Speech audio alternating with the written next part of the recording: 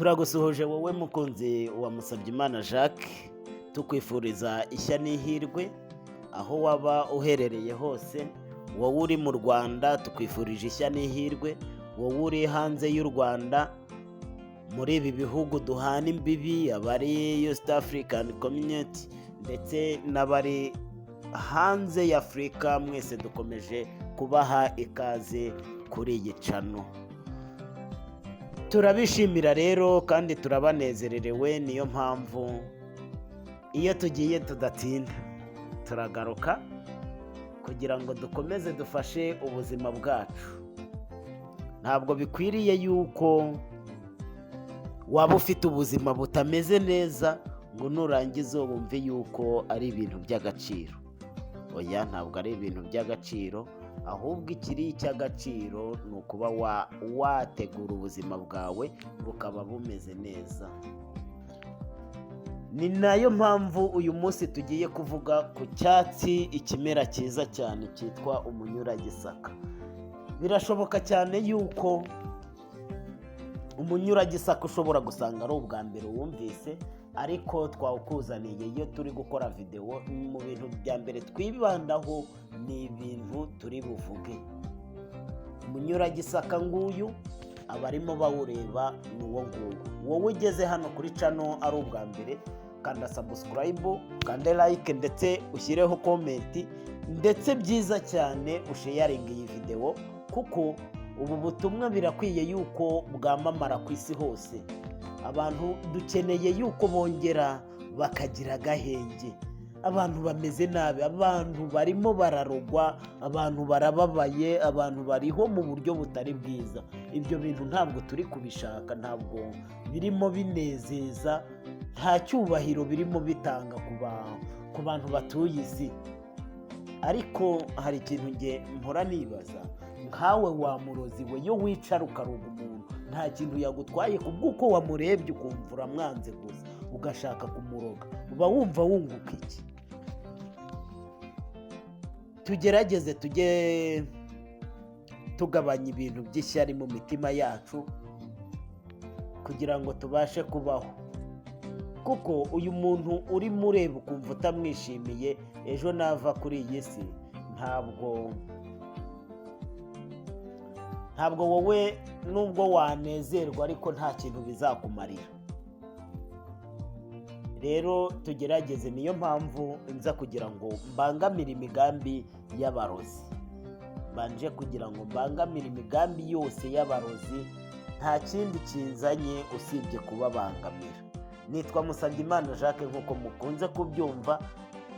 Shobora kuba ari bake uzabona bakubwiza ukuri nkanjye, kuko ngewe ukuri nzaza nguvuge. Umurozi arakare, yivumbure, yigira ate, ariko ngewe nzaza ngubwiza ukuri. Ibindi bize nyuma, ariko nakubwisha ukuri. Ni bake abandi uzasanga baza bavuge imimaro y'imiti runaka, ariko ntibavuge uburwayi nuko yakoreshwa.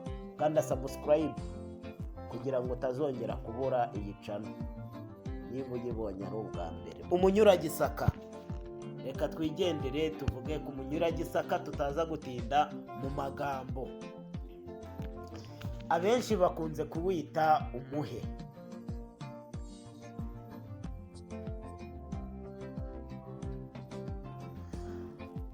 Umunyuragisaka abandi bakawita umuhe, abandi bakawita microglessa vifolia.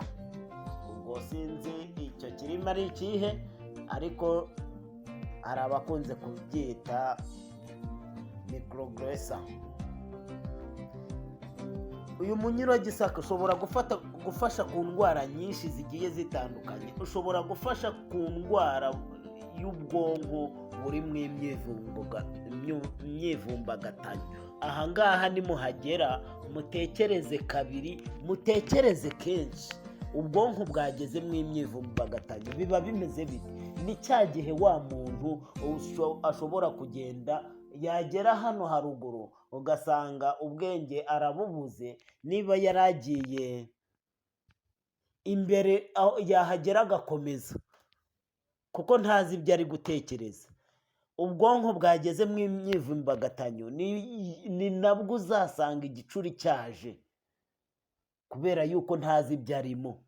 Ubwonko nibugira imyivumbagatanyo ndetse n'ibisazi akenshi bizaziramo ibyo abantu bakunze kwita ngo ni ibisazi cyangwa se indwara zo mu mutwe.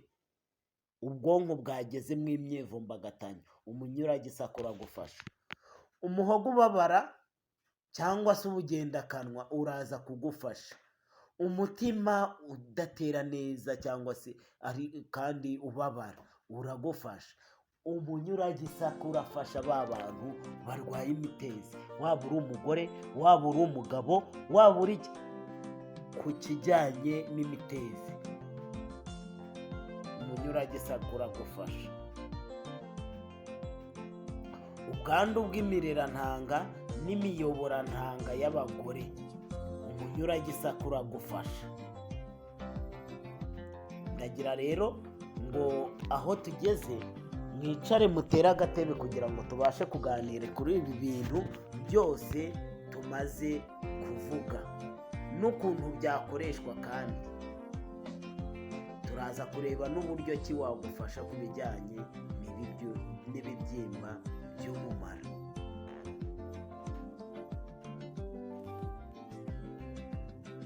Kandi turaza kureba n'uburyo ki mu gihe warumwe n'inzoka, umunyuragisaka ushobora kugufasha ukakuvura, ndetse no mu gihe wariye ibyakwangiza umubiri, ni bya bindi nababwiye nyine, bwa burozi, uburozi waba uriye bw'uburyano, umunyuragisaka uragufasha. Gusa abantu basigaye barateye imbere mu kuroga, niko nabyita, niba ari ugutera imbere niba ari ugutera inyuma ntabwo mbizi, ariko ugasanga araroga nta kiroga na bwa bundi bw'ubutamikana, ariko ahubwo ari kuguha n'ubwubuhera. Njye simbakunda rero. Wowe wagize ikibazo, jya kuri iyi cano uzajya uhungukira ibintu byinshi bigiye bitandukanye. Aka kanya rero ibi bintu byose tumaze kuvuga, reka duse nk'aho tubitarukamo gakeya. Ntabwo tubitaruka kuko turabigarukaho, ahubwo twigire muri Nanuma, Nana Nutrition and Market, aho ibasha kudufasha ku bintu byinshi. Wowe uri gukoresha telefone igihe kinini cyangwa se laptop, ufata umwanya wo kwirirwa ureba muri laptop. Uko ureba muri laptop iyi uraba usa nkaho wunamye. Iyi mitsi y'umugongo y'urutirigongo itangira kugira ikibazo, kandi si n'icyo gusa, amaso yawe, amaso nshuti yanjye nayo aratangira agira ikibazo. Ese ubu buribwe, izi ngaruka twaza kuzikira gute? Jya muri Nana Nutrition and Market, ni ikigo cy'Abahinde kije kugira ngo gihindure ubuzima bw'abantu batuye isi, kuko kiri gukorera hano mu Rwanda, kigakorera i Burundi, kigakorera muri Congo ndetse na Uganda, kiri kuhakorera. Aho hose kigiye kihafite ibyicaro. Cyakuzaniye rero icyo bita Biodisc. Biodisc ubasha kuyishyira kuri cya gikoresho, noneho cya gikoresho kikabasha kuba kitagira za ngaruka nabashije kuba ndi kubabwira. Ngira ngo murimo murareba iyi telefone, kandi babafitiye n'ibikoresho, usibye n'ibyo ngibyo babafitiye n'ibikoresho bikoranye n'izi Biodisc. Ibikoresho bijyanye na elegitoronike byose barabifite. Ubishaka ushobora kuduhamagara kuri 072 50 87 552. Iki kigo rero kibasha gutanga akazi ku bantu bafite ikibazo cy'akazi, ariko reka twivugire. Ubwo niba ufite ikibazo cy'akazi nawe uratwandikira, ariko reka twivugire kuri iyi Biodisc. Niba ureba iyi telefone uko yigaragaje muri screen, iriho Biodisc, ni kuriya iba imeze. Ubasha kuyigura niba ufite telefone waguriye ahandi genda ugure bayodisike ushyireho. Abantu bakunze kwivuriza mu bitaro bikomeye cyane cyane abarwayi ba kanseri barabizi cyane, kuko iyi bayodisike barayibagurisha, bakayibagurisha ibihumbi 62,000.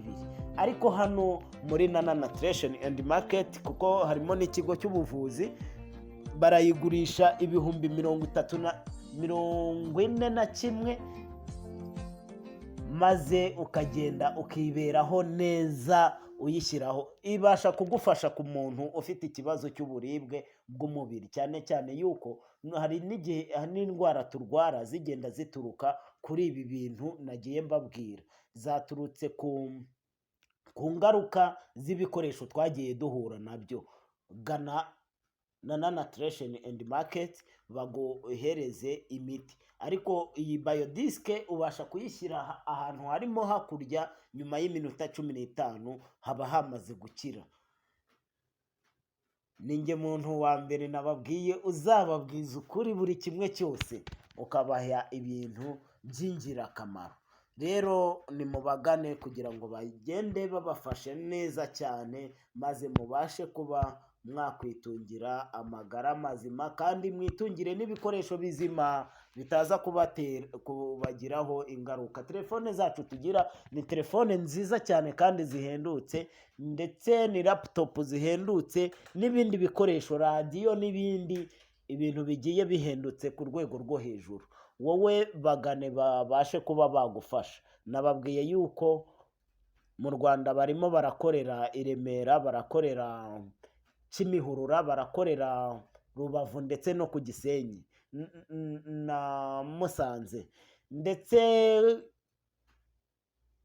i Burundi barakorera Bujumbura, bagakorera ku Muyinga, ndetse Kampala barakorera, Uganda barakorera Kampala, Ndeba, mu gihe muri Kongo bari gukorera Goma, bagakorera Butembo, bagakorera na Bukavu. Aho hose bari kugenda bahakorera. Ubwo aho uri hose wowe ntuze kugira ikibazo cy'uko uri bukoresha urugendo rurerure, ahubwo wowe twandikire tuguhuze n'abantu bari aho ngaho, maze bakwihere ibikoresho byiza, cyangwa se niba ari ikibazo cy'ubuvuzi nabwo babasha kugufasha, niba ari ikibazo cy'akazi, icyo ari cyo cyose barabasha kugufasha. Abahinde bari kugenda badukorera utuntu twiza cyane, bari kwirukana ubushomeri. Reka twigarukire umunyuragisaka cyangwa se umuhe. Reka tuze kuri wa muntu rero ufite ubwonko buri kugenda bugira imyivumbagatanyo, nawe urimo umureba, hari ukuntu uri kumubona ibintu byatangiye kugenda bihinduka. Ariko se ni iki wakora? Uribaza uti nakora iki kuri uyu muntu kugira ngo abe yakongera kumererwa neza? Kimwe mu byo wakora rero nta kindi ni ibi tugiye kuvuga. Winika umukamato w'imizi mu kirahure cy'amazi, hanyuma ugashyira mu mazuru ibijojoba 2 buri zuru inshuro 3 ku munsi. Ubwo ngira ngo urabyibuka ibyo twavuze. Uyu muntu ashobora kuba ari wa muntu wamaze kugira ingaruka zo kuba arwaye mu mutwe. Yarwaye mu mutwe, yagize indwara zo mu mutwe, indwara yo mu mutwe abenshi bakunze kwita ibisazi, cyangwa se yatangiye kurwara icyo bakunze kwita ngo ni igicuri. Ibi byose nyine ni ubwonko bwagezemo imyivumbagatanyo, bwagize ikibazo. Kimwe n'uko ibi bishobora kuba ari runaka, umuntu runaka uri kubitera. Wa muntu gerageza wihane, nubwo kwihana k'umurozi biragoye rwose, ariko gerageza ibi bintu bireke, kuko nutabireka ejo ndaza gushyiraho n'iyindi miti. Ndaza gushyiraho imiti iza kukubangamira cyane, kuko ntabwo tuzihanganira yuko abarozi bagumya kubabaza abantu. Usibye no kwivura, turaza gushyiraho iyindi miti iza kubabaza abarozi. Ntabwo twihanganira kugira kwabo. Bikoreshe gutya rero rata, maze ubashe yuko umuntu wawe yakongera kubaho neza ari mu buzima butekanye. Umuhogo ubabara, ubugendakanwa, ibi byose uhekenya imizi yayo ukamira amatembabuzi ava muri iyo mizi. Ibyo bishobora kukuvura umuhogo ubabara cyangwa se ubugendakanwa. Nababwiye yuko turi kuvuga ku cyatsi bita umuhe cyangwa se umunyiragisaka. Indwara ya gatatu ubasha gufasha ni umutima ubabara.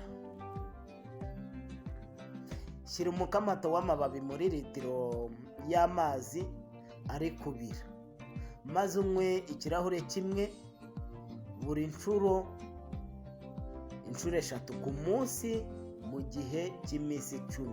Niba ukunze kugira ikibazo cy'umutima ukumva umutima urimo urakurya, wowe bikore gutya maze umererwe neza. Hari abantu usanga barwaye imitezi, baba ari abagabo baba ari abagore. Nabo ngiye kubaha umuti. Ugasanga umugore arwaye imitezi arayigendana, ugasanga arimo aranduza no kwirinda ntabishoboye byibuze, ahubwo ari kugenda yanduza abandi. Niba uri kugenda wanduza abandi, nawe umeze nk'uri kubaroga. Wakwivuje ibyo ukora, nubwo uzabibazwa n'Imana ukabona kubikora, ariko byibuze wanivuje. Niba ufite iki kibazo rero ndabizi nawe urababara, ndetse hakaba hari n'ufite umura wandujwe n'udukoko, wakwinika imikamato 2 y'amababi asekuye muri litiro y'amazi atetse, unywe ikirahure kimwe mu nshuro 4 ku munsi mu gihe cy'iminsi 15. Nawe iki kibazo kiraba cyakemutse. Waba uri umugabo waba uri umugore, ikibazo cyitwa imitezi kiraba gikemutse. Hari abantu bafite ikibazo cy'imirerantanga n'imiyoborantanga y'abagore, ugasanga ntikora neza. Niba itari gukora neza, ubwashize nababwiye ku mukanana cyangwa se umwanana, mbabwira ukuntu ubasha kuvura ubugumba. Niba rero iyi mirerantanga itari gukora neza, no gusama ntabwo bishoboka. Rero niba uzi yuko ufite icyo kibazo, winika umukamato w'amababi muri litiro y'umutobe w'ibitoki nk'uko twabibabwiye. Insina ni ingirakamaro cyane cyane cyane, ifite ibintu byinshi igenda ivura. Umukamato w'amababi y'umunyuragisaka nyine muri litiro y'umutobe w'ibitoki, ukawunywa ku manywa, bikore iminsi 5 yikurikiranya. Ibyo bintu cya kibazo kiraba cyagenje gute? Cyakemutse.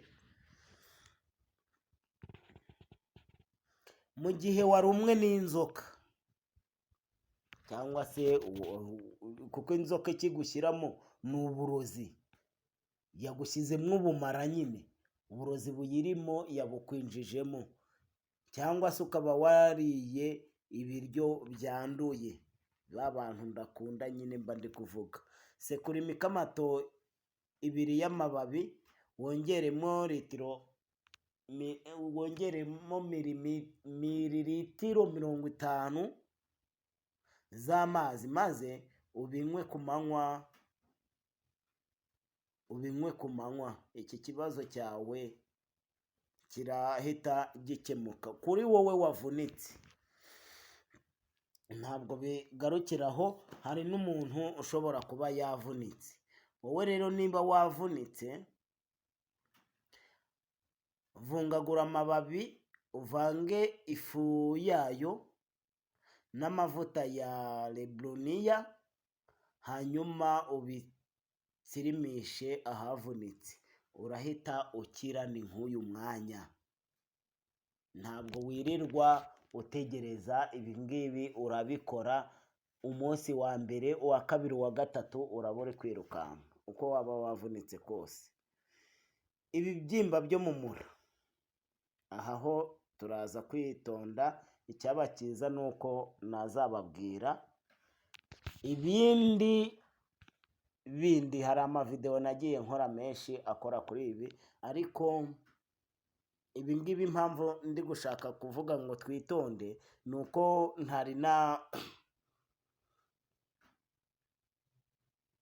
ibi ndumva twagarukira aha, kubera yuko nanga kuvuga ikintu ntari nakorera ubushakashatsi cyane. Icyaba cyiza ni uko nakivuga namaze kukimenya ubushakashatsi bwacyo. Hari ibyo bari kuvuga, ariko reka tugarukire aha ngaha.